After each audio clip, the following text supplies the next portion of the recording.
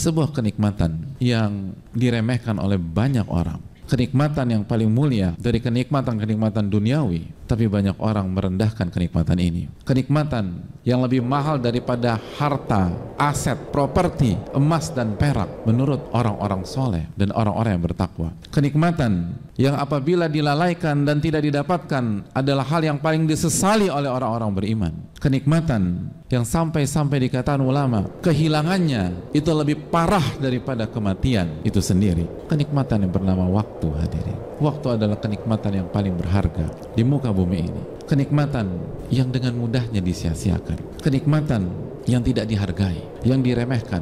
Padahal itu modal terbesar kesuksesan di dunia dan di akhirat. Itu membedakan orang yang jenius dan orang yang tidak, orang yang pintar dan orang yang bodoh, orang yang tahu cara bermain dan orang-orang yang tidak mengerti cara bermain di dunia ini. Orang-orang yang diberikan taufik oleh Allah Subhanahu wa taala atau yang mengerti cara bermain, maka dia akan sadar bahwa waktu adalah hal yang paling besar di dalam hidupnya. Waktu yang paling mulia. 1 detik waktu yang berlalu tidak bisa kita dapatkan lagi. 1 miliar yang kita gagal dapatkan 1 bulan lalu bisa kita dapatkan lagi di masa yang akan datang, tentu saja sesuai dengan takdir Allah Subhanahu wa taala. Waktu adalah hal yang paling mewah di dalam kehidupan. Waktu lebih mahal daripada harta, lebih mahal daripada segala sesuatu yang ada di dunia ini, karena ia tidak bisa kembali lagi, ia tidak bisa direbut kembali. Semua berjalan sesuai dengan apa yang Allah takdirkan kepada kita.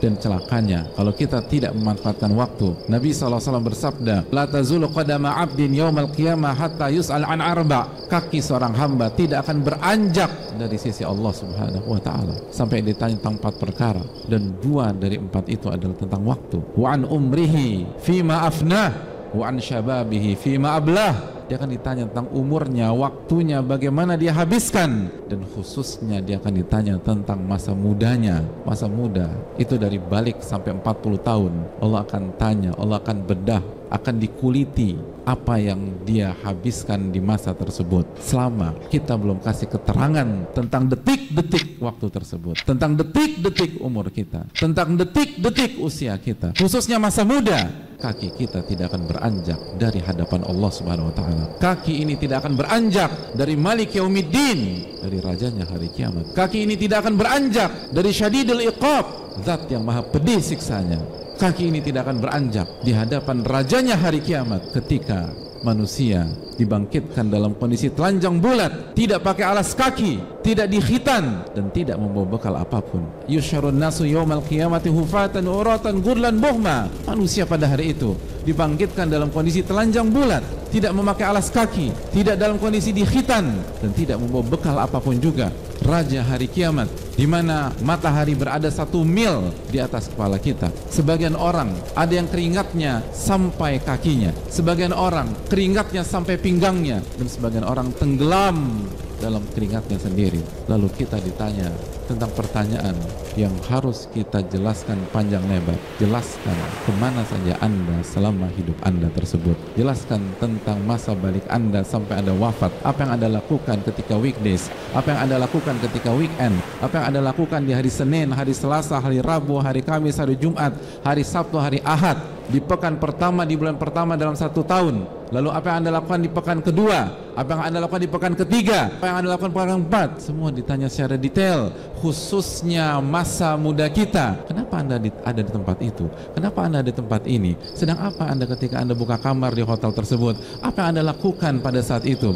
Apa yang Anda lakukan ketika Anda pulang jam 1 malam, jam 2 malam, jam 3 malam, jam 4 malam? Semuanya ditanya oleh Allah Subhanahu wa taala. Dan kalau kita tidak jawab, kaki itu tidak akan beranjak dari hadapan Allah Subhanahu wa taala. Kita harus jelaskan semua apa yang kita lakukan. Kita harus jelaskan apa yang kita lakukan di kantor kita.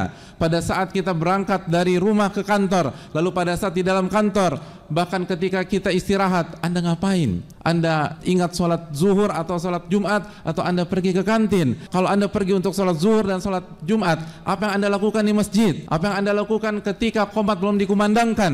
Dan apa yang Anda lakukan ketika khotib berkhutbah Jumat? Apakah Anda tidur? Apakah Anda menyimak? Atau Anda main handphone? Atau main gadget? Semua akan ditanya oleh Allah dan tidak bisa berkelit. Lalu ketika salam itu diucapkan oleh khatib atau diucapkan oleh imam, apa yang Anda lakukan? Apakah Anda berzikir? Apakah Anda langsung buka handphone? Apakah Anda langsung beranjak? Semua akan ditanya oleh Allah. Dan kalau Anda beranjak, apa yang Anda lakukan setelah itu?